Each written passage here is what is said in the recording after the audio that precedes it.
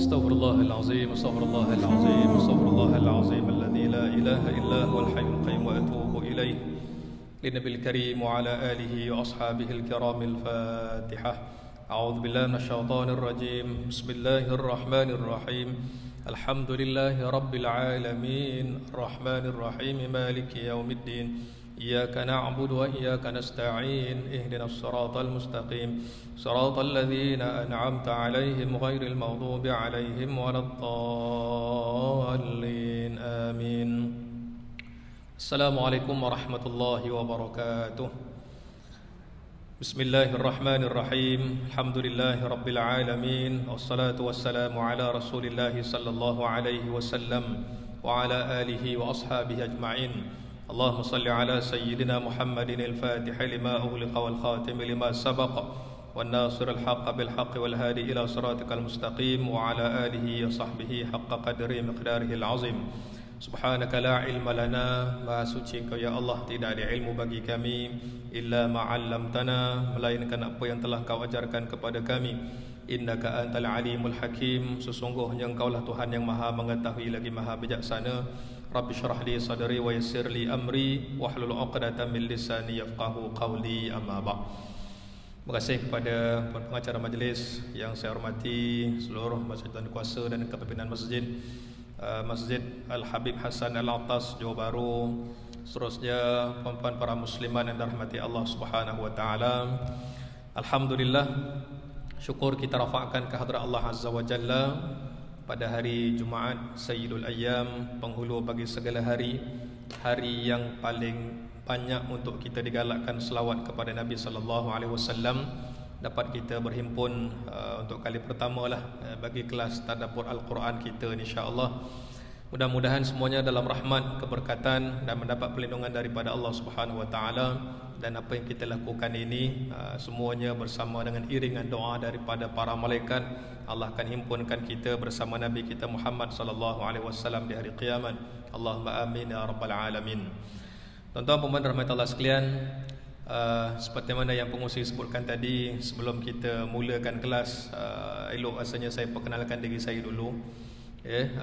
Nama saya Muhammad Hanafi bin Abdul Rahman. Muhammad Hanafi Abdul Rahman, asal saya kampung saya Rengit, Batu Pahat. Orang sinilah, Batu Pahat, Johor. Sekarang tinggal di Mutiara Rini. Bertugas di Jabatan Pendidikan Negeri Johor dalam bahagian sektor pendidikan Islam, pembangunan adab dan nilai. Sebelum ni saya belajar dulu di Sekolah Menengah Agama Kerajaan Johor di Keluang, kemudian ke Ma'had Johor, kemudian rezekinya dapat ke Jordan, University of Jordan selama 4 tahun. Bidang saya, pengkhususan saya sastra bahasa Arab selama 4 tahun. Kemudian balik saya sambung lagi belajar setahun di Institut Perguruan Bangi untuk melayakkan diri mengajar di sekolah. Kemudian saya bertugas mengajar sebagai guru bahasa Arab di Tangkak 7 tahun di sana. Kemudian bertukar ke pejabat pendidikan daerah Muar setahun setengah. Kemudian 2009 berhijrah ke Johor Bahru di Jabatan Pendidikan Negeri Johor. Dan saya sempat sambung lagi belajar lagi 2018 tempoh hari, habisnya master di UTM, bidang pengurusan dan pembangunan pendidikan. Belum habis lagi sampai PhD. Doakan saya mudah-mudahan ada rezeki, ajarnya nak belajar lagi, mudah-mudahan.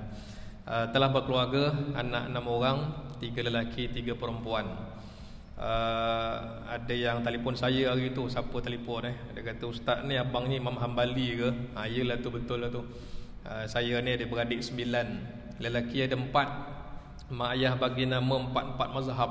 Saya yang sulung Hanafi, kemudian Syafi'i, kerja bahagian wakaf di Johor Kop, Imam Hambali, imam di Masjid Bandar Baru Uda, dan yang bungsu Imam Maliki. Ada 4 mazhab lah. Tapi jangan risau semua mazhab Syafi'i. Nama aja Hanafi, Hambali, Maliki ni. Yang perempuan ada 5 orang. Dan untuk kelas-kelas ataupun kuliah yang selama ni saya berada di sekitar Johor Bahru ni lah, saya pemegang tauliah mengajar untuk surau dan masjid di Johor Bahru ni sejak 2011 sampailah sekarang.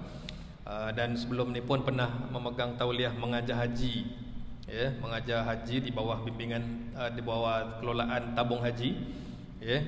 Dan sekarang ni itulah untuk kuliah-kuliah kelas maghrib, ya, kuliah subuh di Masjid Surau di sekitar Johor Bahru ni lah. Mudah-mudahan itu sedikit sebanyaklah berkaitan dengan latar belakang saya. Mudah-mudahan semuanya berada dalam rahmat keberkatan dari Allah Subhanahu Wa Taala, insya-Allah. Baik, kita fokus pada perbincangan kita ni, tadabbur Al-Quran. Kalau ikut poster tu kisah para nabi. Kalau saya mulakan dulu dengan selain daripada para nabi, boleh ke? Boleh ke? Tadabbur Quran. Saya ingat saya nak mulakan dulu dengan Suratul Kahfi. Nak mulakan dulu dengan Suratul Kahfi. Boleh ke? Boleh. Kita tadabbur surah ni kerana saya fikir ini merupakan antara perkara besar yang pernah diingatkan oleh Nabi sallallahu alaihi wasallam tentang kelebihan surah yang menjadi rutin mingguan kita.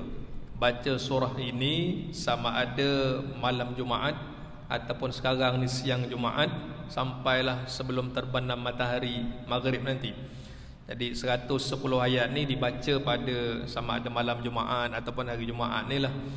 Kerana ada beberapa hikmah ataupun beberapa fadilat besar yang telah disebut oleh baginda Nabi sallallahu alaihi wasallam.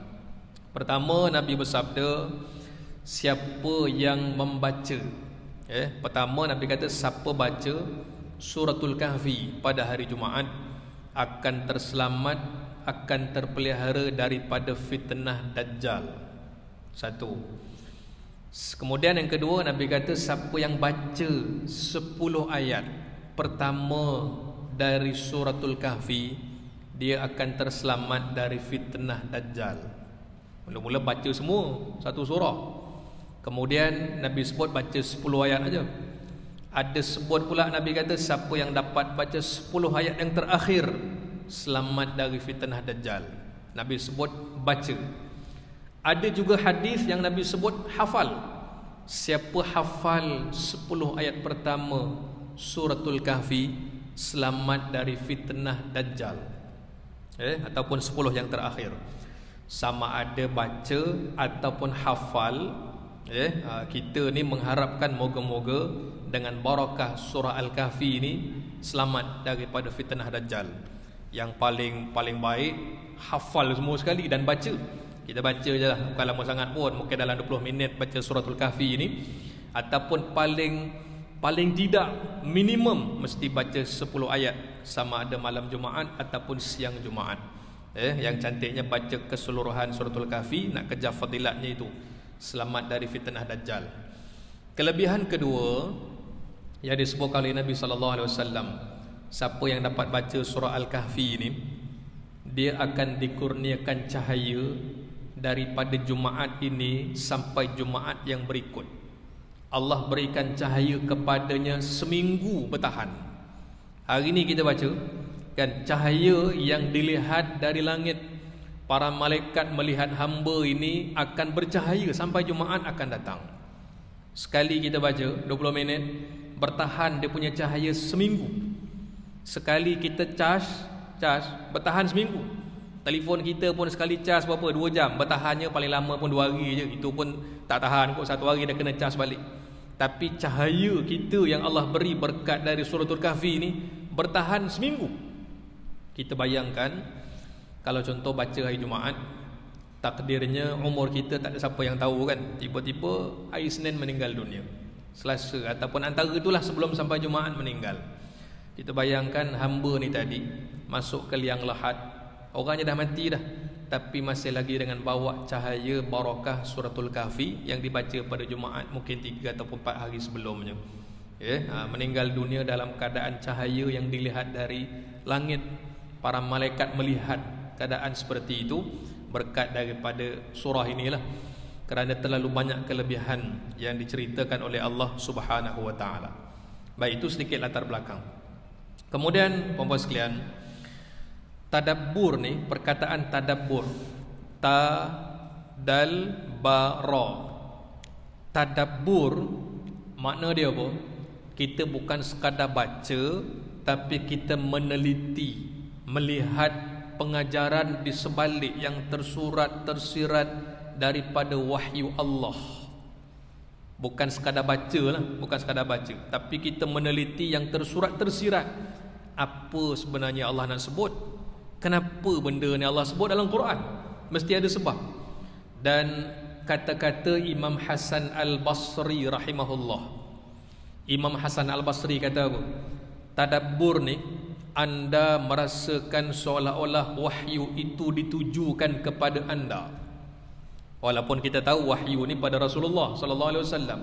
Orang yang tadabbur ni, dia rasa seolah-olah Allah nak cakap pada dia, Allah nak beritahu pada dia.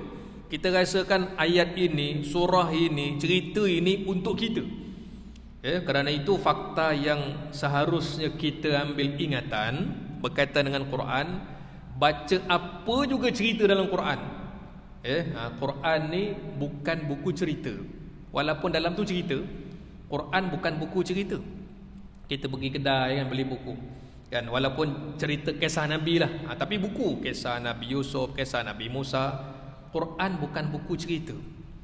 Kisah-kisah dalam Quran ni mukjizatnya sangat besar, sehingga kan lagi banyak kita baca, lagi banyak kita boleh faham. Dan kita rasakan, ya Allah, sebab ni lah rupanya ditujukan ayat ini kepada aku yang baca ni, pada kita yang baca ni. Nak rasakan begitu. Sama ada kisah itu, kisah dalam Quran terbahagi kepada dua. Kisah dalam Quran ni terbahagi kepada dua.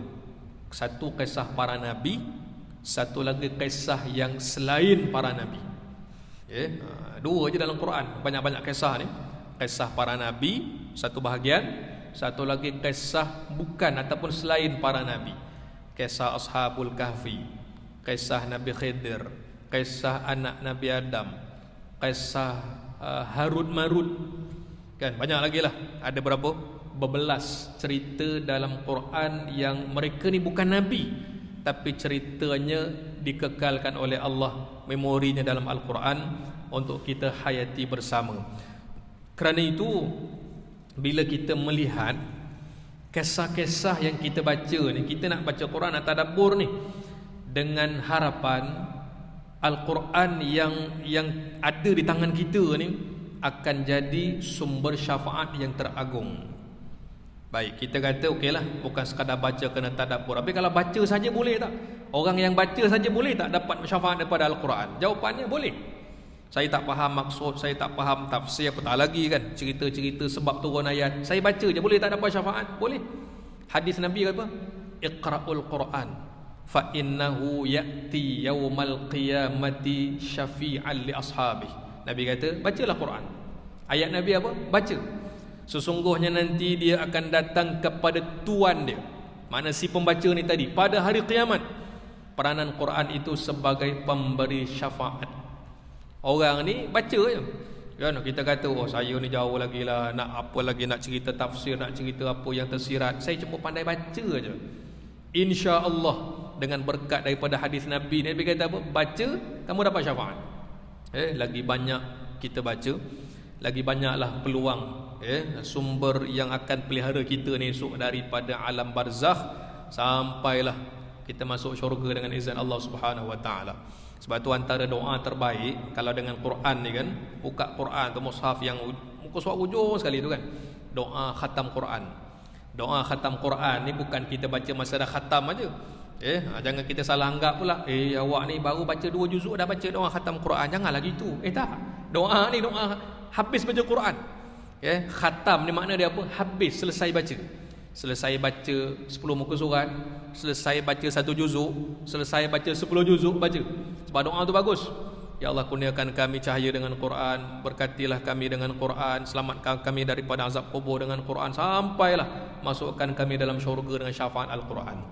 Kerana lagi kita banyak baca, lagi kita pergi lebih dalam lagi kandungannya, maka kita akan rasakan hidup kita berteman dengan kalamullah, dan sudah tentu ini akan jadi orang yang dikasihi Allah Subhanahu wa taala. Baik. Untuk mukaddimah suratul Kahfi ini, puan sekalian, kita dah cerita tadi fadilat dia. Satu, selamat daripada fitnah Dajjal, fitnah yang terbesar di muka bumi. Paling besar. Fitnah ni makna dia ujian. Fitnah ni makna dia ujian.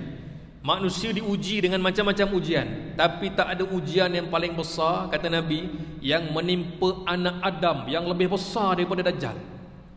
Dan tidak ada perisai yang lain melainkan Suratul Kahfi. Suratul Kahfi ni perisai dia. Nak faham macam mana cara kita baca ni boleh selamat dari fitnah Dajjal, nanti dia akan bahaskanlah dalam perbincangan dalam surah tersebut. Baik, pertama sekali berkaitan dengan Suratul Kahfi ini, Allah Subhanahu wa taala turunkan cerita ni ataupun surah ini kepada Nabi sallallahu alaihi wasallam bermula daripada soalan yang diaju kepada Nabi. Ada orang tanya. Orang ni tanya bukan nak minta maklumat, tapi tanya nak menguji Nabi. Wahai Muhammad, kalaulah betul kamu ni rasul, kalaulah betul kamu ni seorang utusan Allah, boleh tak ceritakan kepada kami tentang kisah pemuda yang tertidur dalam gua suatu ketika dulu? Soalan dia. Yang kedua, boleh tak cerita kepada kami tentang siapakah raja yang pernah memerintah timur dan barat? Soalannya gitu. Boleh tanya Nabi ni. Tanya Nabi soalan yang Nabi bila dengar soalan, aku tak ada maklumat ni, aku tak tahu. Cerita pemuda tidur dalam gua, cerita seorang raja yang pernah merintah timur dengan barat. Siapa orang ni? Maka dengan sebab soalan itu turun wahyu daripada Allah Subhanahu wa taala. Allah beritahu pada Nabi dan Nabi sampaikan kepada yang bertanya. Maknanya orang yang tanya dia nak test, betul ke Nabi ni? Kalau kamu seorang Nabi, mesti kamu tahu benda ni. Hakikatnya akhirnya Allah turunkan ayat-ayat Al-Quran menceritakan kisah ribuan tahun yang silam. Kita pun tak tahu cerita ni kalau tak ada dalam Al-Quran. Dengan sebab ada Al-Quran lah Allah Subhanahu wa taala kurniakan kepada kita ini akal yang terbatas, boleh fikir benda yang kita tak tahu, yang tak pernah jumpa, yang tak pernah tengok berkat daripada Al-Quran. Betul kita ada akal kan, tapi akal kita terbatas. Akal kita terbatas. Habis nak buat apa dipanggil? Nak dapat talian hayat daripada akal macam mana? Daripada wahyu. Maka itulah yang boleh memanjangkan ilmu kita, boleh terus bertahan di muka bumi Allah ni berkat ada wahyu. Baik. Puan-puan sekalian, dalam Suratul Kahfi ini, setelah diceritakan oleh Allah Subhanahu wa taala, tajuk dia Suratul Kahfi. Surah ni surah gua. Apa makna kahfi? Gua. Kenapa nama dia gua? Sebab satu daripada kisah dalam surah ini ada cerita tentang penghuni gua. Semua surah dalam Al-Quran, nama mesti ada cerita dalam surah. Katalah surah An-Nas, ada perkataan An-Nas dalam surah tu kan. Baca surah Al-Masad, rupanya dalam surah tu pun ada juga Al-Masad. Baca surah Al-Kahfi, ada perkataan Al-Kahfi. Kecuali satu je surah yang nama tapi perkataan tu tak ada. Apa dia? Suratul Ikhlas. Surah Al-Ikhlas, tapi tak ada pun perkataan ikhlas. Kan? Seperti mana tersembunyinya ikhlas dalam amalan hidup manusia, maka begitulah tersembunyinya Al-Ikhlas yang manusia kena cari hikmah yang tersirat di sebalik kemuliaan dan keagungan Suratul Ikhlas, iaitu surah Qul Huwallahu Ahad. Jadi Suratul Kahfi surah gua. Kenapa surah gua? Menceritakan salah satu daripada cerita itu penghuni gua yang diceritakan oleh Allah. Ini bukan orang yang biasa-biasa. Baik. Suratul Kahfi Allah Subhanahu wa taala datangkan kepada kita, dibaca setiap minggu, diulang setiap minggu untuk kita faham 4 cerita. 4 cerita surah Kahfi ini. Yang pertama kisah pemuda. Yang ketiga kisah pemilik kebun. Yang ketiga kisah Musa alaihi salam. Yang keempat kisah Zulkarnain. Saya ulang balik, kisah pemuda, kisah pemilik kebun ataupun dipanggil hartawan, kisah Musa alaihi salam dalam kurungan penuntut ilmu. Yang keempat kisah Zulkarnain dalam kurungan pemerintah ataupun raja. Ada cerita orang muda, ada cerita hartawan, ada cerita penuntut ilmu, ada cerita pemerintah. Ni 4 ni, inilah sumber keselamatan dan juga kebahagiaan dunia ni. Kalaulah 4 golongan ini sempurna, baik, dan mereka ada kualiti di sisi Allah, aman dunia ni. Pemudanya baik, kan? Orang yang berharta pun baik, ada iman makna dia. Yang ketiga, penuntut ilmunya penuh dengan adab. Pemerintah ataupun rajanya seperti mana kisah Zulkarnain pun dapat praktikkan dengan iman. Aman dunia ni, kan? Orang mudanya baik, yang hartawan pun baik, penuntut ilmu pun penuh dengan adab, rajanya pun baik, pemerintahnya baik, aman tenteram dunia ni. Allah bagi kunci ataupun dia punya formula keselamatan dunia ni, kena pegang 4 benda ni. Kena pegang 4 benda ni. Baik. Nak selamat dengan 4 golongan ni, pasti ada ujian tertentu. Keempat-empat ni yang kita kata kena jaga baik-baik ni, hati-hati dengan fitnah yang bakal menimpa keempat-empat ni. Kita cerita tadi ada 4 kumpulan yang Allah ceritakan dalam suratul Kahfi, dan ada fitnah dia, ada ujian. Orang muda diuji dengan iman. Fitnah tentang iman ataupun akidah. Akidahnya macam mana? Kemudian yang kedua, kisah pemilik kebun, ujiannya harta. Kisah yang ketiga, Musa alaihissalam, ujiannya ilmu. Yang keempat, pemerintah, ujiannya kuasa. Fitnahnya kuasa. Pemuda diuji dengan macam mana kekuatan akidah dia. Sembayang macam mana, akidah macam mana, keyakinan pada Allah macam mana, okey ke tak okey. Ni cerita kita ni, walaupun kisah ni ribuan tahun yang lalu, tapi cerita ni cerita kita zaman ni sampai bila-bila. Yang kedua, kisah pemilik kebun, kisah orang yang ada harta, diuji dengan harta. Adakah harta ni boleh bawa dia semakin hampir dengan Allah, ataupun diuji akhirnya hanyut, lalai dan sebagainya. Diuji yang kedua ni. Yang ketiga, ujiannya ilmu. Tak ada ilmu ni jahil, ada ilmu ni ujian pula. Baik, kisah Nabi Musa ni. Nabi Musa ni kan alaihissalam, dalam Quran kita baca surah Kahfi, dalam suratul Kahfi tidak ada cerita Musa sebagai nabi. Yang lain-lain dihighlightkan cerita macam mana dakwah Nabi Musa, kekuatan Nabi Musa, mukjizat Nabi Musa. Tapi kisah Nabi Musa dalam suratul Kahfi, Allah letakkan tagging Nabi Musa dalam cerita tu penuntut ilmu. Bukan cerita sebagai nabi, bukan cerita sebagai rasul. Karakter Nabi Musa dalam suratul Kahfi penuntut ilmu. Kita tak jumpa kisah Firaun dalam suratul Kahfi, mana ada? Kisah Nabi Musa berdakwah, tak ada. Cerita dia cari ilmu. Jadi orang penuntut ilmu, ujian dia pada ilmu. Dan yang keempat, kisah pemerintah ataupun dipanggil Zulkarnain dalam Quran ni. Zulkarnain, ujian dia kuasa. Seandainya keempat-empat golongan ini tadi walaupun diuji dan ujian itu berjaya dilepasi, maka subhanallah, niscaya akan dikurniakan rahmat yang berterusan. Boleh nampak kita punya susunan cerita ni, 4 kumpulan, 4 ujian. Kemudian keempat-empat cerita ni apa kesinambungan dia? Kita baca surah ni ada objektif. Apa objektif Allah bagi suratul Kahfi? Kita baca Fatihah, apa objektif dia? Macam kita baca buku cerita kan, cerita nak cerita pasal apa ni? Kan, cerita apa? Ataupun kita tengok satu filem, cerita ni cerita apa ni? Kisah cinta, kisah perang, kisah orang jahat, apalah, mesti tahu tema dia. Antara kunci untuk kita memahami Al-Quran, surah dalam Quran, apa tema dia? Surah ni tema apa? Jadi ini akan memegang kita punya kefahaman untuk memahami teks Al-Quran dengan baik. Kata para ulama, suratul Kahfi ni tema dia apa? Tema dia ada dalam ayat tu. Masya Allah la quwwata illa billah.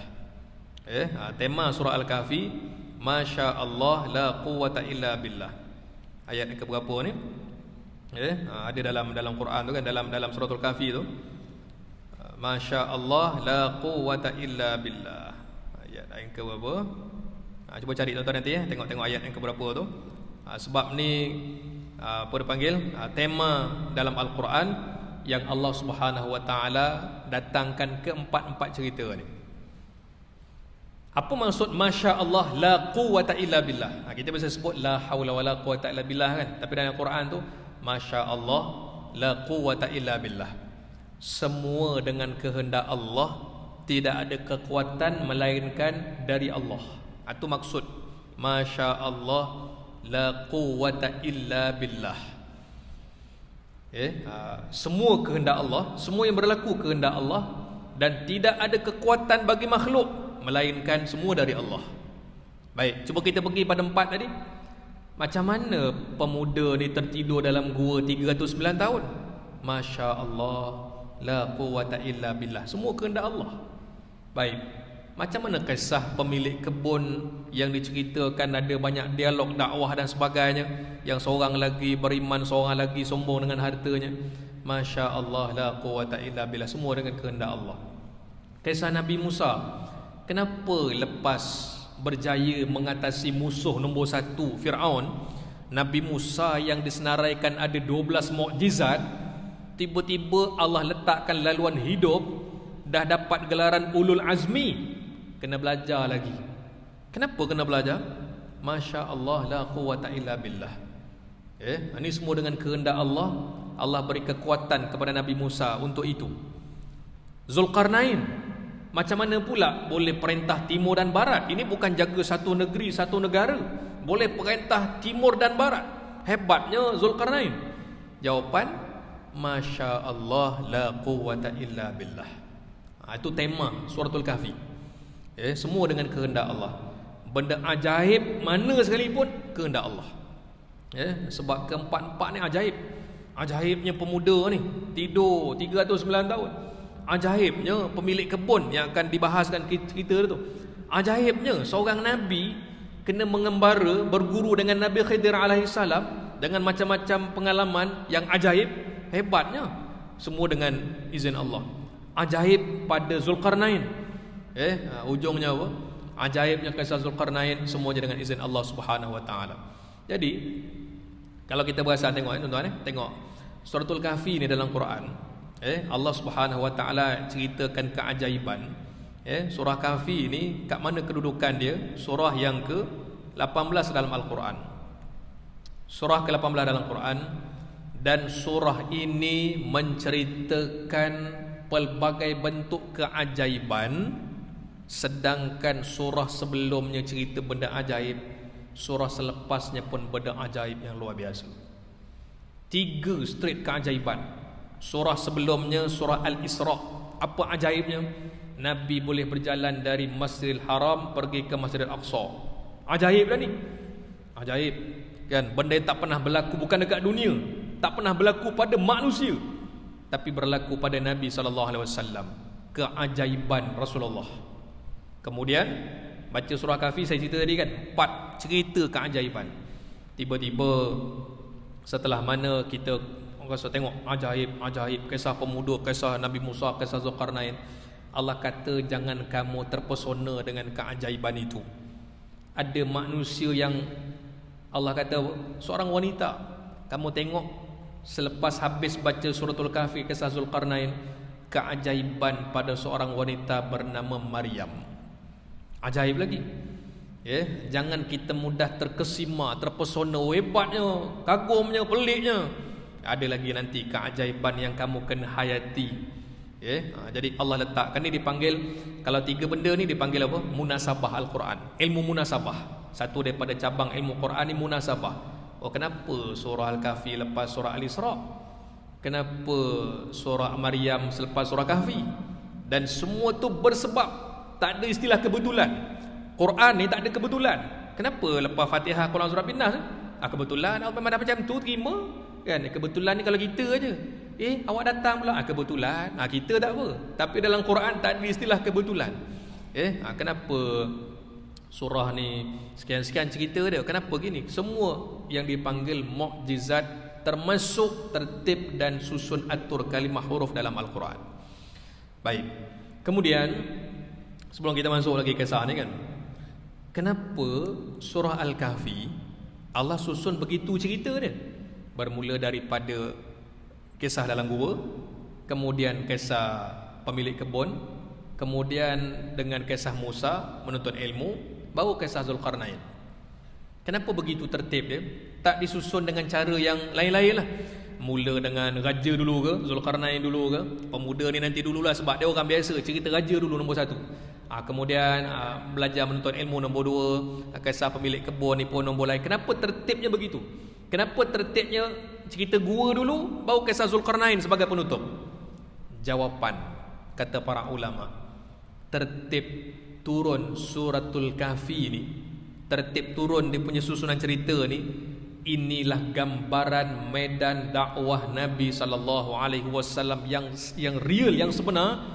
Kamu akan ikut juga macam laluan cerita ni. Dekat mana sama dia?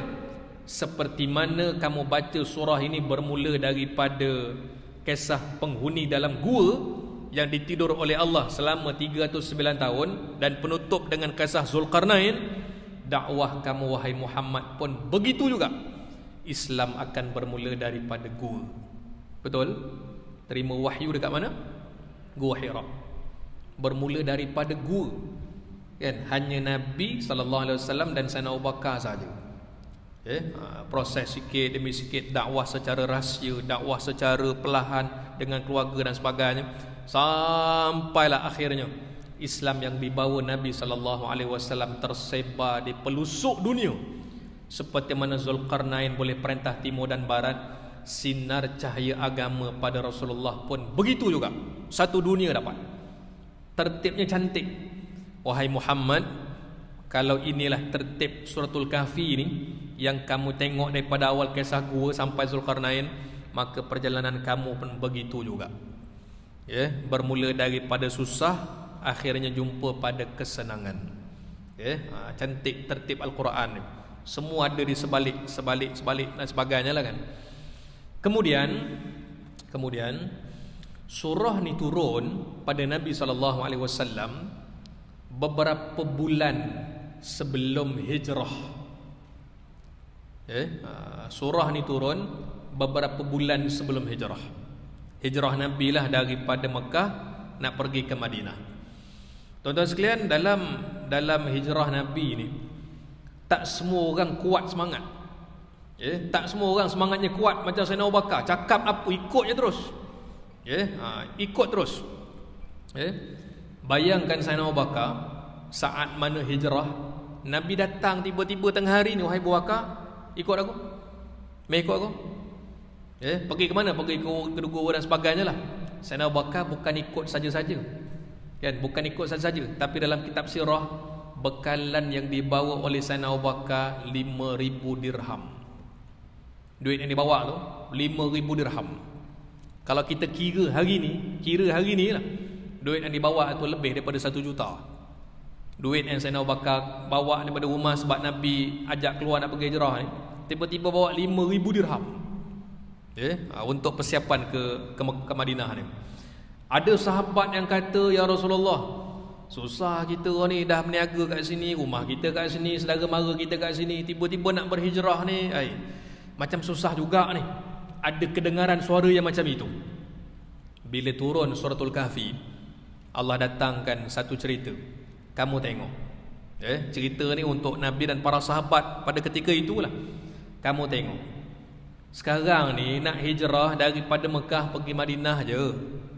Madinah daripada Mekah pergi Madinah atas arahan Allah. Nabi tak keluar gitu aja. Nabi kata apa? Seandainya aku tak terima wahyu dari Allah untuk meninggalkan kota Mekah, nescaya aku akan terus berada di sini sampai akhir hayat. Sebab Mekah ni tempat kelahiran aku. Tapi Allah dah perintahkan untuk aku keluar, hijrah pergi Madinah. Kata sahabat, ya Rasulullah, macam mana hijrah ni kan susah lah, apa benda semua nak kena pindah rumah dan sebagainya. turun suratul Kahfi ni, kisah pemuda ni. Kamu tengok orang dulu, Allah perintahkan orang ni, pemuda ni elok-elok duduk dekat bandar, datang arahan Allah, fa'wu ilal kahfi yanshur lakum rabbukum min rahmatih.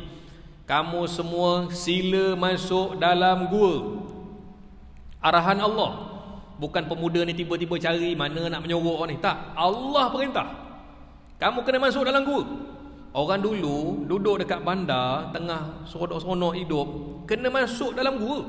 Arahannya begitu, dan mereka ikut. Kamu sekarang ni daripada bandar pergi ke bandar je. Apalah sangat banding dengan orang dulu.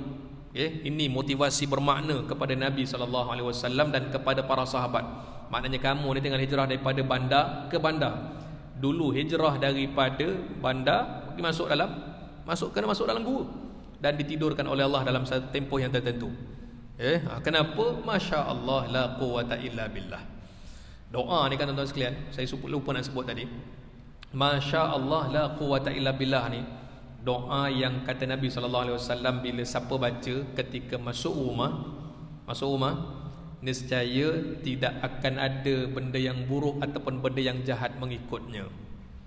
Kita masuk rumah ni kan, doa masuk rumah kan, masuk masjid ni biasalah kan, Allah maftah li abwaab rahmatik. Tapi doa masuk rumah tu, walaupun memanglah sekurang-kurangnya bismillah pun dah selamat, tapi lebih terjamin bila baca Masya Allah, la quwwata illa billah. Bila masuk tu kata para ulama, tidak ada orang yang baca doa ni ketika masuk ke rumah, kalau ada benda yang jahat-jahat, benda yang kita tak nampak lah mengikut, nescaya dia tertinggal dekat luar je. Maka masuklah hamba ni tadi dalam keadaan tenang dalam rumah. Sebab apa? Yang buruk-buruk, yang jahat semua kat luar dah.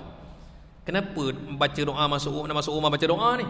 Mengambil kira kisah pemilik kebun dalam Quran tu kan, bila masuk ke kebun baca Masya Allah, la quwwata illa billah.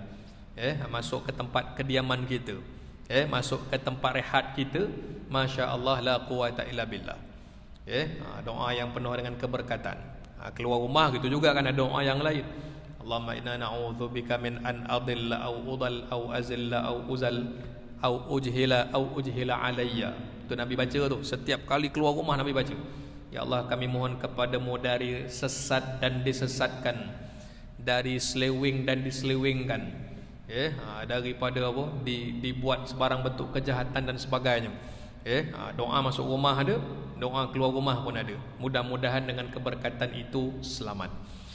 Baik, dalam Al-Quran, dalam surah Al-Kahfi ini, bila mana Allah Subhanahu Wa Taala ceritakan tentang kelebihan ataupun kemuliaan setiap kumpulan yang diceritakan ini, sudah pasti semuanya nak bawa kepada kita hari ni yang baca untuk melihat kembali apa sebenarnya yang kita nak buat, apa yang kita nak bawa. Kita ni nak ke mana sebenarnya kita dalam hidup ni? Berapa umur kita pun kita tak tahu. Di kalangan kita datang ke masjid ni kan, tak kira lah lelaki ke perempuan kan, setiap daripada kita ni ujungnya mana? Mati. Dan semua orang akan lalu mati ni. Saya akan mati, perempuan semua akan mati. Cuma kita tak tahu siapa pergi dulu. Setiap daripada kita ada nombor ni, ada nombor. Tapi nombor tu kita pun tak tahu. Kita kalau pergi pejabat apa nak, contoh pergi ada urusan kan, ambil kaunter, teng, nombor berapa ni? Baru nombor 10. Kita nombor berapa ni? Nombor 50, lambat lagi, minum dulu lah. Ada nombor, angka giliran kita tu kita ada lah. Tapi mati ni tak ada angka giliran. Kita tak tahu. Tunggu ingatkan yang umur 95 pergi dulu. Umur 35 pergi dulu. Kan? Ingatkan yang sakit pergi dulu. Oh, yang sihat pula tiba-tiba meninggal. Semalam dengan berita kan, kita tengok orang yang sedang melaungkan azan subuh. Seorang muazzin, hidupnya sebagai muazzin, meninggal pun tengah laungkan azan. Azan subuh, Allahu akbar, Allahu akbar, Allahu akbar, asyhadu an la ilaha illallah, meninggal. Terkejut kan berita tu, terkejut orang kat flat tu. Biasa tak bangun kan, bila azan sampai asyhadu an la ilaha illallah, senyap dah. Bilal ni kenapa, tertidur ke apa kan? Turun tombang. Dah lah tengah azan, sebut kalimah Allah pula tu. Jadi kita tak tahu kat mana kita mati, bila kita mati. Tapi kata para ulama, kita boleh cari cara apa kita nak mati dalam keadaan macam mana. Allah akan bagi kita mati ni ikut apa yang ada sekitar kita lah. Orang yang dengan masjid mati je nanti, nak pergi masjid meninggal, dekat masjid meninggal, baru balik daripada masjid meninggal. Orang yang hidup dengan Quran, baru nak baca Quran meninggal, kan? Tengah baca Quran meninggal, baru lepas baca Quran, sekitar gitulah, kan? Sahabat saya dekat Nusa Bestari, hidupnya suka bagi inilah pergi jalan kumpulan ni lah, naik motor pergi bagi dana pada surau, dana pada Mak Tafiz. Dia suka naik motor, tapi naik motor tu ada misi dia. Pergi Mak Tafiz dekat Mersing, dekat Terengganu, pusing-pusing. Adalah dia kumpulkan duit pada kawan-kawan dia, pergi bagi apa? Bagi dana sumbangan. Meninggal bila? Bulan lepas kat Terengganu. Selesai beri bantuan pada dana madrasah, tak ingat kat mana lah kan. Hidupnya suka bagi bantuan pada orang, matinya pun dalam keadaan yang baik.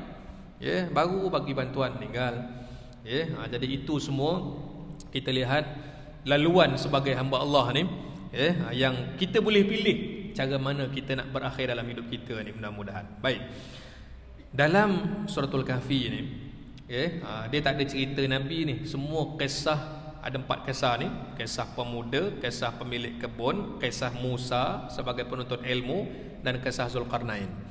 Yang mana keempat-empat cerita ini sangat dalam manfaat dan juga teladani dia. Dia punya pengajaran sangat banyak. Sebab itu surah ini dimulakan dengan kalimah Alhamdulillah. Mula Alhamdulillah dah. Mula dah Alhamdulillah. Segala puji bagi Allah yang telah berikan kita ilmu daripada Al-Quran ini. Kalau kita tanya kenapa mula dengan Alhamdulillah, ayat pertama dalam surah ini ada kaitan dengan ayat terakhir surah sebelum. Cuba tengok penutup surah Al-Isra dekat atas tu kan, Quran muka surat 293 tu. Apa ayat terakhir dia? Wa qulil hamdulillahilladzi lam yattakhidh walada wa lam yakul lahu syarikun fil mulk wa lam yakul lahu waliyyun minadh-dhulli wa kabbirhu takbira. Sadaqallahul azim. Baca surah baru Alhamdulillahilladzi. Kan? Kenapa sebut Alhamdulillah? Sebab ayat terakhir daripada surah yang sebelum tu Allah sebut dan berkatalah Alhamdulillah. Allah kata berkatalah, sebut Alhamdulillah. Maka kita pun bila buka sambung surah yang berikut Alhamdulillah, sehinggalah yang seterusnya. Itu dia punya kaitan. Ayat yang pertama surah Al-Kahfi ada kaitan dengan ayat terakhir surah sebelumnya. Ayat terakhir surah Al-Isra tu dia jadi sebahagian zikir kita lepas solat. Assalamualaikum warahmatullahi, Assalamualaikum warahmatullahi. Wa qulil hamdulillahilladzi lam yattakhidh walada wa lam yakul lahu syarikun fil mulk wa lam yakul lahu waliyyun minadh-dhulli wa kabbiru takbira. Baru astaghfirullahalazim, astaghfirullahalazim boleh. Nak astaghfirullahalazim terus pun boleh, ataupun nak mulakan dengan wa qulil hamdulillah pun boleh. Dua-duanya sunnah Nabi, dua-duanya baik. Sama ada dimulakan dengan ayat terakhir surah Al-Isra ataupun biasanya kita dengan astaghfirullahalazim kan. Dua-dua boleh. Terus disambung dengan zikir selepas solat. Baik. Surah ini Allah Subhanahu wa taala mulakan dengan ayatnya Bismillahirrahmanirrahim. Alhamdulillahilladzi anzala ala 'abdihil kitab wa lam yaj'al lahu 'iwaja. Segala puji tertentu bagi Allah yang telah menurunkan kepada hamba-Nya Muhammad kitab suci Al-Quran dan tidak menjadikan padanya sesuatu yang bengkok dan terpesong. Segala puji bagi Allah. Maknanya antara tanda syukurnya kita ni gini, syukur hidup sebagai hamba dan kena syukur hidup sebagai umat Nabi sallallahu alaihi wasallam. Sebab dengan ada Nabi lah Al-Quran diturunkan, sehingga sebagian ulama' dia bahas nak letak kemuliaan Al-Quran ke Nabi Muhammad sallallahu alaihi wasallam. Kan betul Al-Quran ni kalamullah, tapi kalamullah ni hanya turun selepas diutusnya Nabi sallallahu alaihi wasallam. Kan maknanya apa? Syukur dengan berkat ada Rasulullah ni ada Quran. Kita baca surah Ar-Rahman. Cuba tengok surah Ar-Rahman. Menariknya surah Ar-Rahman ni, Allah berfirman Ar-Rahman 'allamal Quran khalaqal insan. Saya ambil 3 ayat tu. Ar-Rahman 'allamal Qur'an khalaqal insan. Maha pemurahnya Allah, 'allamal Qur'an, yang mengajarkan Al-Quran, khalaqal insan, yang menjadikan manusia. Kalau ikut tertib Quran ni, kemudian manusia dulu, Nabi Adam dulu kan, Allah ciptakan Nabi Adam kan, Nabi yang pertama, kemudian ujung baru ada Nabi SAW, dah ada Rasulullah, baru ada Quran. Tapi kenapa tertib dalam surah Ar-Rahman mula dengan Quran dulu baru manusia? Kan boleh kalau Allah nak buat Ar-Rahman Maha Suci, Allah Maha Pemurah, Allah ciptakan manusia, Allah ajar Al-Quran. Kenapa Quran dulu? Kenapa Quran dulu baru cerita manusia? Ulama tafsir kata apa? Dengan sebab ada Quran lah manusia boleh jadi manusia. Kan? Itu istilah dia.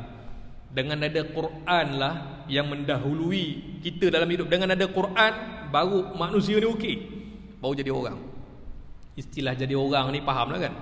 Saya masa sekolah dulu kalau jumpa cikgu minta doa kan untuk nak belajar, cikgu doakan saya, mudah-mudahan berjaya lah awak jadi orang. Dia kata itu doa dia, mudah-mudahan jadi orang lah yuk. Orang dulu punya doa senang je kan. Belajar betul-betul, mudah-mudahan jadi orang. Memanglah jadi orang, tapi maksud dia jadi orang tu apa? Jadi orang yang insan yang beri manfaat lah. Kita faham maksud dia tu. Kenapalah kau ni tak jadi orang kan? Orang lah tu kan, bila dia marahkan orang tu marah. Kau ni kenapa tak jadi orang kan? Sebab apa? Baca dalam surah Ar-Rahman, bila didahulukan Al-Quran, manusia akan jadi manusia. Saya pernah hadir satu kursus, pelik tajuk dia, kursus memanusiakan manusia. Lain macam kursus ni kan, kursus memanusiakan manusia. Sebab ada manusia yang tak berapa jadi manusia dah. Kenapa dah hilang sifat manusia ni? Sebab bila akal dah tak boleh fikir dengan waras. Kita jumpa benda yang pelik-pelik. Kucing dibantingnya masuk dalam mesin, apa dia panggil ni, pemanah kat dobi, kedai dobi masukkan kucing kan. Kezaliman yang pelik-pelik berlaku kat dunia ni kan. Sebab apa? Dah hilang pertimbangan, hilang kewarasan. Bila agama dah tak ada, macam-macam masalah kan. Timbul kena tangkap bila 2 minggu lepas ni, kena tangkap pula dekat Shah Alam, jadi Nabi Rasul. Rasul siapa nama? Kaha kan. Kaha macam nama orang warung aja kan. Rasul Kaha ditangkap kan. Dia kena tangkap satu hal, 17 pengikut kena tangkap. Kena serbu kenyataan agama. Padahal tu dah kena tangkap dah ada ni. Ada lagi pengikut. Orang tanya, kenapa awak ikut dia ni? Dah kan tu dia ni apa, rasul-rasul mengarut nama rasul ni. Syukur kata dia ada juga rasul orang Melayu kat Shah Alam. Senang jawapan dia, rasul kat Shah Alam. Kita pernah belajar Nabi ada 25, Nabi Adam sampai Nabi Muhammad. Tiba-tiba dia kata syukur ada rasul orang Melayu, la ilaha illallah. Kan macam mana belajarnya ni? Sebab apa? Dah hilang kewarasan, agama tu dah hilang dah kan. Fikir kau suka dia je. Mana dia rasa okey dia ikut. Agama fikir rasa-rasa tak jadi. Rasa-rasa ni bab makan okey, masin sikit, tawar sikit tak apa. Tapi agama dia tak boleh rasa-rasa. Apa hukum ni? Rasa macam halal kot. Dah lah rasa ada kod lagi. Ke haram? Macam haram kot, tak tahulah macam halal kan. Suka-suka dia macam-macam, macam halal, macam haram tak boleh. Dia kena pegang betul-betul ni. Sebab tu Nabi kata apa? Akhir zaman ni kamu kena jaga agama ni. Nabi buat kiasan apa? Kena genggam, kena gigit seperti dengan gigi geraham kamu. Orang yang pegang dengan agama pada akhir zaman ni, Nabi umpamakan orang yang gigit makanan dengan gigi geraham. Makna bukan kita ala-ala je gitulah kan. Memang buat betul-betul. Supaya apa? Supaya benteng kita ni baik. Apa pun datang, serangan apa yang datang, fitnah apa pun yang datang, fitnah akidah, fitnah harta, fitnah ilmu, fitnah kuasa, kita dah buat pagar siap-siap dah. Dah ada pagar dah. Selamat sampai akhir hayat. Kerana itu bila surah ini bermula dengan pujian pada Allah, segala puji bagi Allah yang telah turunkan kitab ni kepada hamba-Nya. Syukurlah kita hidup jadi umat Nabi SAW. Tak payah solat hajat, tak payah minta dengan Allah doa, ya Allah masukkan kami dalam umat Muhammad, masukkan kami dalam, tak payah doa pada Allah dah bagi dah. Kerana itu kata Imam Nawawi, Imam Nawawi kata apa? Antara perkara penting bagi kita menghargai hidup sebagai umat Nabi, ada beberapa perkara yang kalau kita buat, mulakan dengan selawat. Antaranya kata Imam Nawawi ni masuk masjid, Allahumma salli ala Muhammad, Allahumma aftah li abwaab rahmatik. Doa tu dah kita baca bagus dah, sehingga dia letakkan macam tu sekali. Nak masuk masjid mula dengan selawat dulu. Orang tanya kenapa? Sebab ada Nabi lah, adanya syariat yang akhirnya kita boleh datang masjid, sembahyang dan sebagainya. Syukurnya kita ada Nabi, dan lepas tu baca doa untuk masuk masjid. Sampai ke tahap macam itu. Allahumma salli ala Muhammad, Allahumma aftah li abwaab rahmatik. Menghargai ataupun syukur jadi umat Nabi. Kemudian Allah sebut Quran ni walam yaj'al lahu iwaja. Quran ni tak ada apa pun yang terpesong ataupun iwaja ni apa, bengkok. Tak ada apa pun yang bengkok. Lurus, terang, dan siapa pun yang capa Quran pasti akan menemui kegagalan. Allah kata apa? Fa illam taf'alu wa lan taf'alu fattaqun nar allati waquduha an-nas wal hijarah u'iddat lil kafirin. Kamu takkan mampu untuk nak buat surah yang boleh menandingi Quran ni, tak boleh buat. Dulu zaman Nabi kan dituduh Muhammad ni mengarang Quran ini bukan daripada Allah, kata dia, ini semua Muhammad mengarang ni, aku boleh buat ayat ni. Jadi bila masa tu cerita tentang apa, surah Alam Tara Kaifa Fa'ala Rabbuka bi Ashabil Fil, kan cerita tentang Abraha, cerita tentang tentera bergajah. Dia kata aku pun boleh buat kitab ataupun ayat yang aku boleh dakwa kitab aku sendiri. Ada pun cerita pasal gajah, kan dalam Quran tu suratul Fil, surah tentang gajah dia buat. Ada dalam kitab sebut, dia buat gini, al-fil wa mal-fil lahu khurtumun tawil. Gajah, apa itu gajah? Gajah ada belalai yang panjang. Itu tak payah baca Quran tahu dah, kan? Tak payah baca kitab dia, kita dah tahu gajah ada belalai, kan? Jadi macam mana mereka cuba nak atasi wahyu Allah gunakan akal? Itu yang Firaun kalah teruk dengan Nabi Musa. Firaun berdiri dekat sungai Nil. Wahai orang Mesir, kata dia, aku ni bukan raja tau, aku ni Tuhan.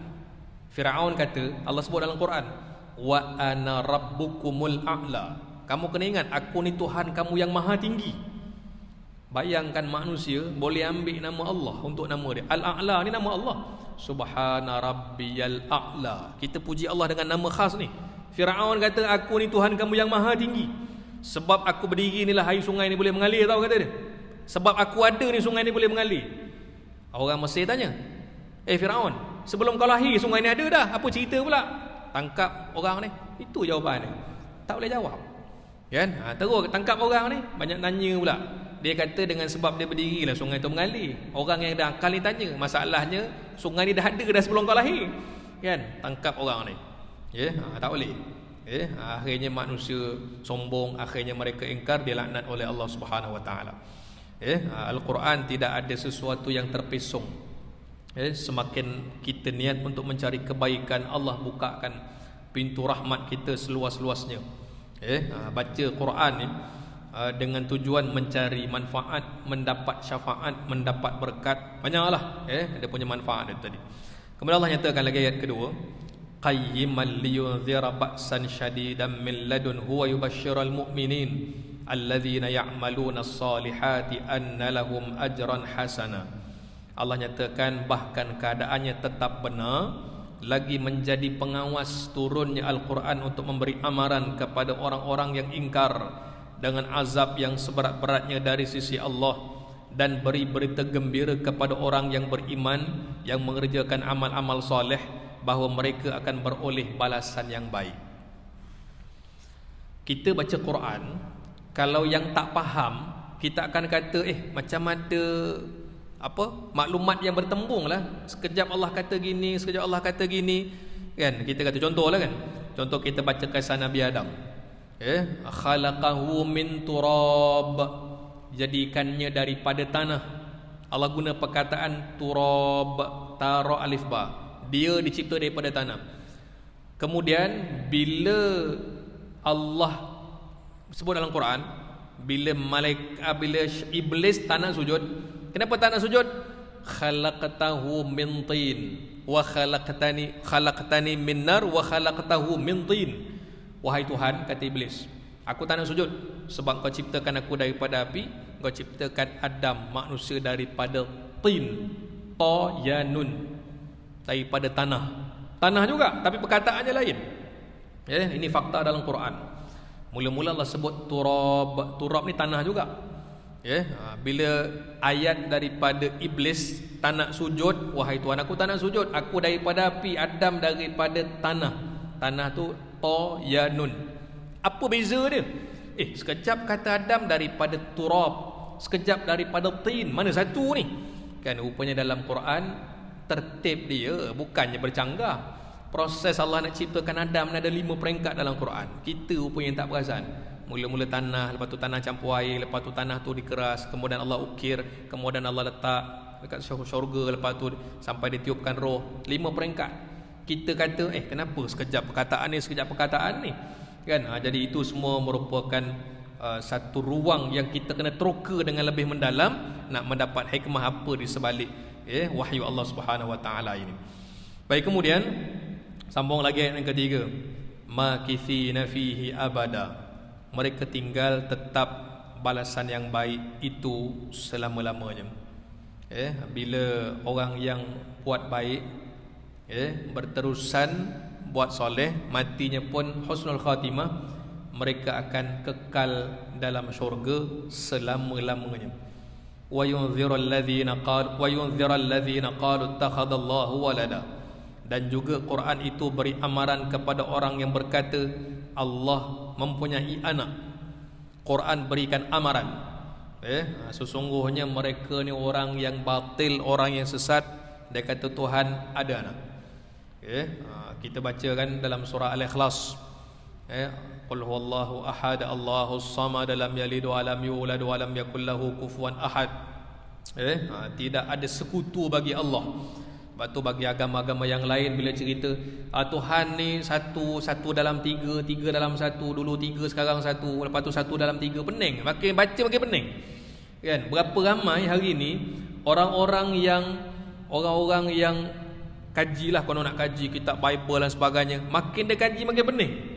Sebab apa? Sebab memang Quran dah beritahu tidak ada satu kitab pun yang asli dekat dunia ni daripada langit melainkan Quran je. Ada kitab Taurat diubah suai, ada kitab Injil diubah suai, semua dah dipalsukan, dah ditukar, kejap ditambah, sekejap dibuang. Mereka susun mengikut cita rasa masing-masing.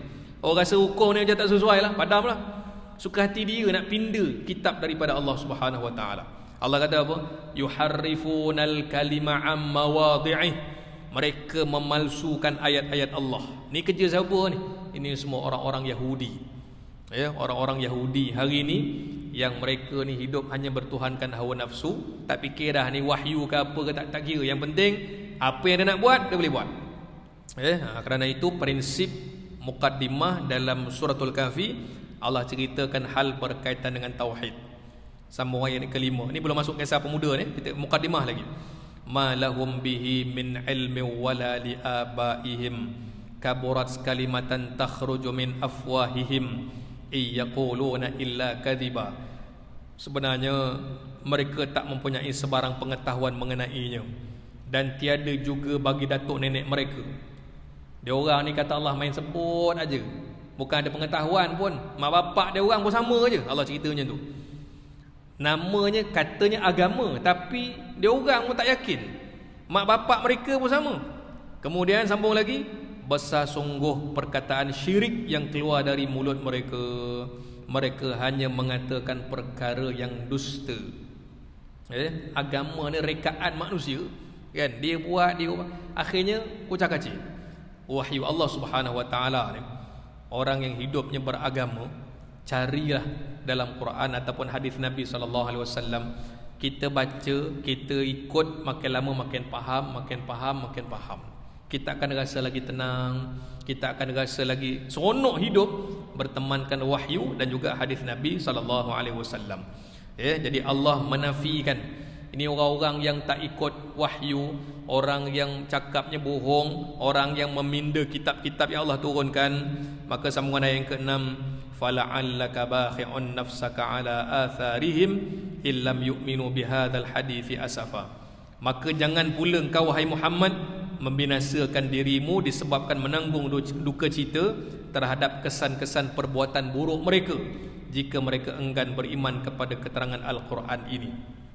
Maknanya Nabi dah buat kerja Nabi, dah Rasul dah menyampaikan, tapi kalau mereka tak beriman juga, jangan kamu bersedih wahai Muhammad. Allah Subhanahu wa taala banyak apa dia antara tanda kasih sayang Allah pada Rasulullah ni apa? Allah pujuk Nabi. Nabi sedih, Allah pujuk. Ini satu babak ni. Allah cerita Allah pujuk Nabi, jangan kamu rasa sedih bila kamu dakwah orang tolak dan sebagainya. Sama macam kisah Allah pujuk Nabi masa bila kisah ini bukan Allah pujuk Nabi, Jibril pujuk Nabi. Kisah lepas perang Uhud, ketika mana selesai perang, Sayyidina Hamzah, pakcik Nabi yang disayangi kan, Sayyidina Hamzah ni mati syahid. Ketika itu Nabi datang pergi dekat sebelah makam Sayyidina Hamzah, dicocokkan pedang dekat tanah. Nabi tunduk, Nabi kata apa? Aku akan balas dendam atas kematian insan yang paling aku sayang, Sayyidina Hamzah. Setiap hari datang selama apa? Sebulan Nabi datang, sedihnya kematian Sayyidina Hamzah ni. Sampailah akhirnya berhenti sampai bila? Sampai Jibril datang pujuk Nabi pada ketika itu, wahai Muhammad, Allah Subhanahu wa taala perintahkan aku untuk pujuk kamu. Nabi ni sifat dia macam mana? Sifat Nabi ni nakkan orang ni dapat hidayah daripada Allah. Nabi nak macam itu. Tapi hidayah ni kan milik Allah. Hidayah milik Allah, ada yang terima, ada yang tak terima. Kan surah Al-Kahfi ni, suratul Kahfi ni, Allah Subhanahu wa taala nak beri keyakinan kepada kita hal berkaitan dengan hari akhirat. Satu daripada prinsip dan juga apa kita panggil di sebalik tirai surah Kahfi ni, Allah nak kita tanamkan keyakinan beriman pada hari akhirat. Kalau yang tidur 300 tahun pun boleh dibangkitkan semula, maka begitulah hal yang lain, kamu juga akan dibangkitkan suatu hari nanti. Tapi cerita hari kebangkitan, hari kiamat ni kan ada kaitan nanti dengan kisah pemuda ni, kita akan bincangkan nanti. Kemudian Allah nyatakan lagi, inna ja'alna ma'alal ardi zinatan laha linabluwahum ayyuhum ahsanu amala. Sesungguhnya kami telah jadikan apa yang ada di muka bumi ini sebagai perhiasan baginya, kerana kami hendak menguji mereka, siapakah di antaranya yang lebih baik amalannya. Kami nak uji. Dunia ni banyak perhiasan, nak tengok orang ni berjaya ataupun tidak, selamat ataupun tidak. Kita dah tahu dah dunia akan berakhir. Sama ada kita berakhir dulu ataupun ujungnya dunia akan berakhir. Kita belajar daripada kitaran hidup kita kan, sebelum mati manusia ni dia setiap hari tidur ni, tidur bangun, tidur bangun.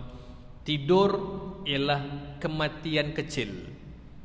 Tidurnya kita ni, tidur waktu malam tu kematian kecil. Belum mati lagi, tapi mati kecil. Istilah pada tidur kan? Mati betul, mati kiamat kecil. Dunia belum kiamat, tapi kita dah kiamat dulu dah kan? Tidur mati kecil. Mati manusia, mati je kita ni kiamat kecil. Maksudnya dunia belum kiamat, tapi diri tu dah kiamat dah. Supaya ulama kata begini, kita ni tak usah sibuk nak fikir bila kiamat kan.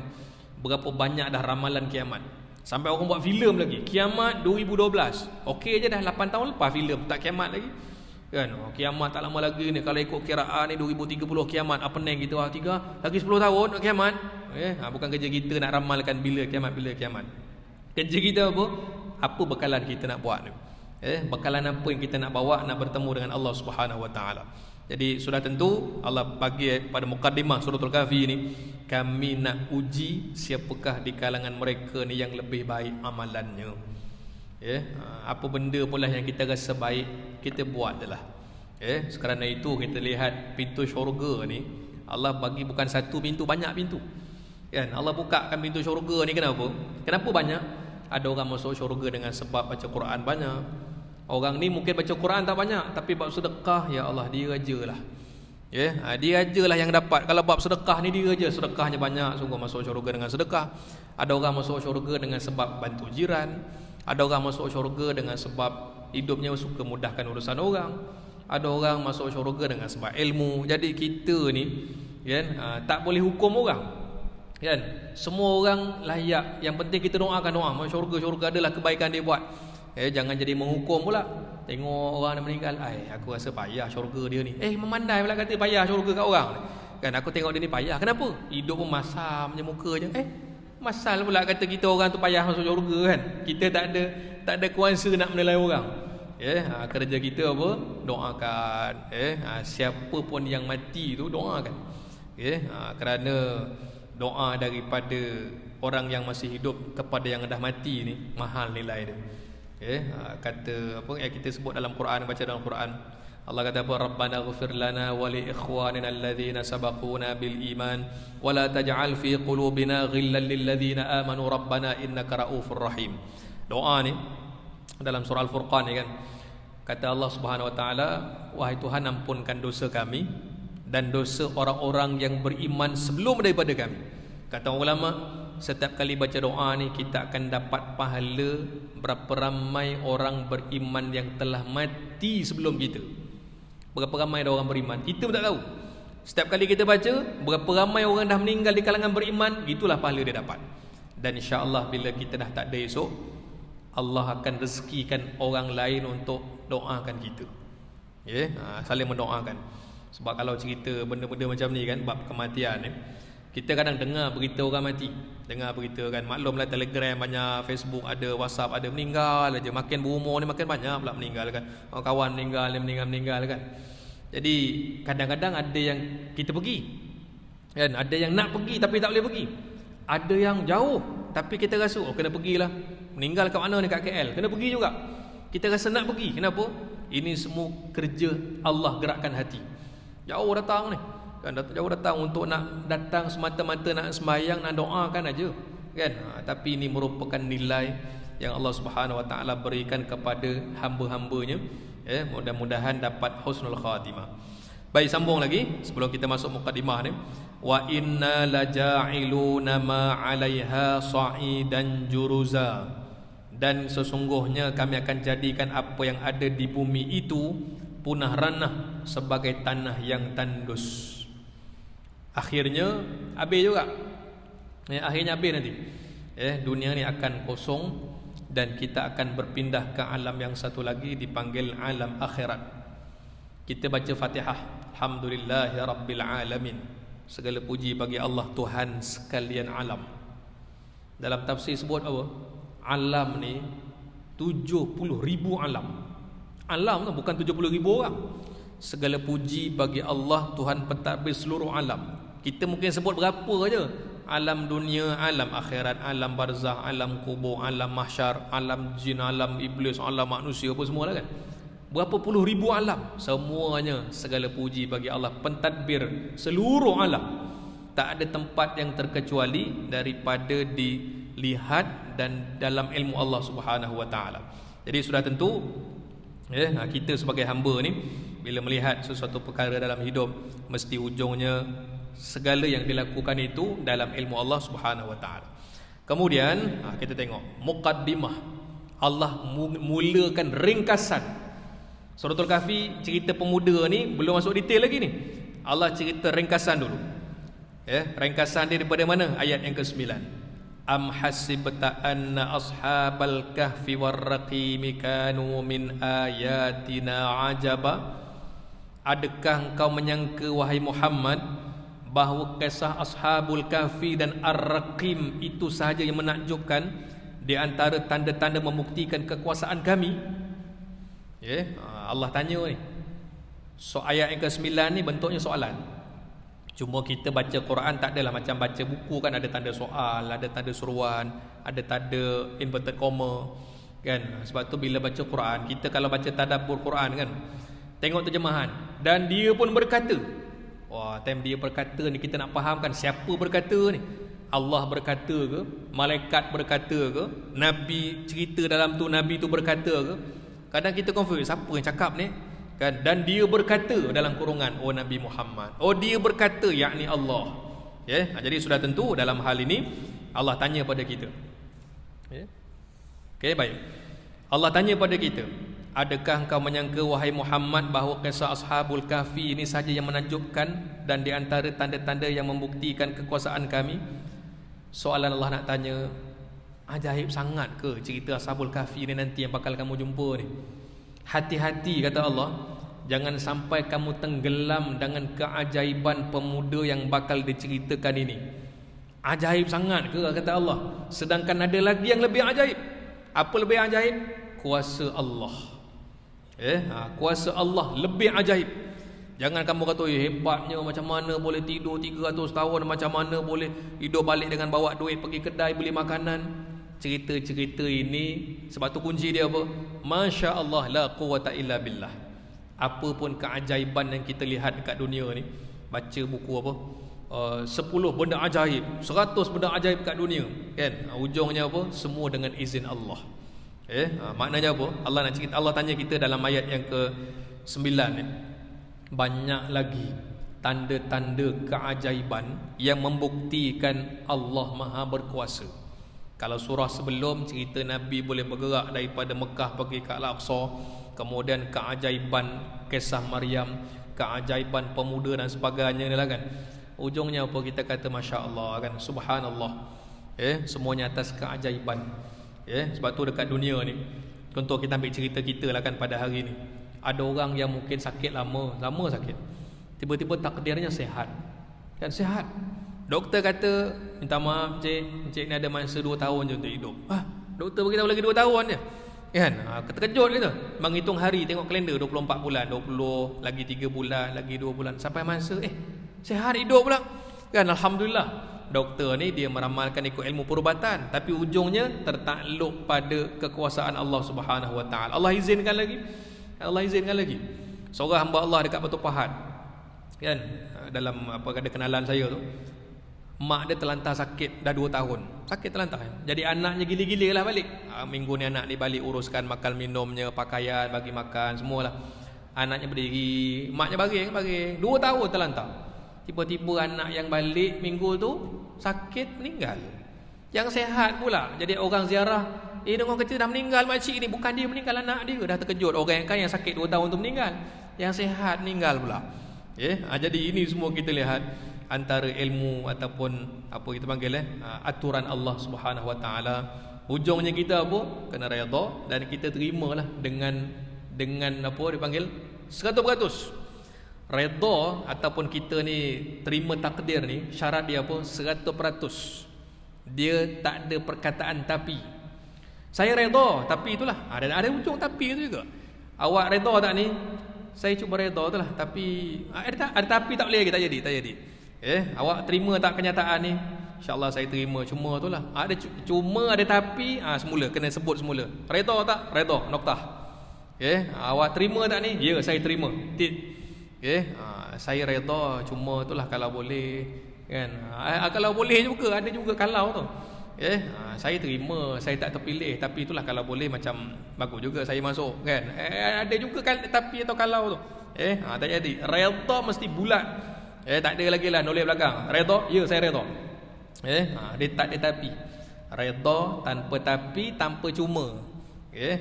Saya terima semua. Cuma dia panjang tu nanti, makin panjang lah. Cuma sampai 2-3 muka surat kalau tulis tu.